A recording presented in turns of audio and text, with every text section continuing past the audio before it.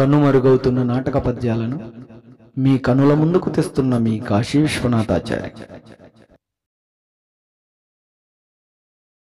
ఇప్పుడు నేను పాడబోయే పద్యం గయోపాఖ్యానం నాటకంలోనిది.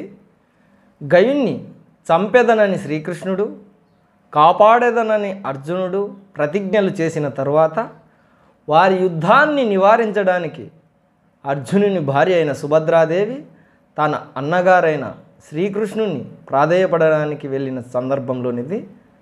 అందులో శ్రీకృష్ణుడు చెప్పే పద్యం.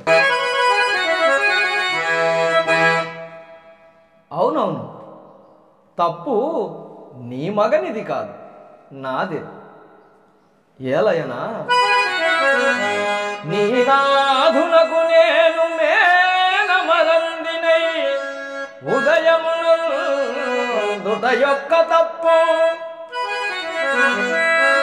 అన్న ఆనతి త్రోసి ఆ మహాత్మునకు నిన్ను ఉద్వాహమనరుట యొక్క తప్పు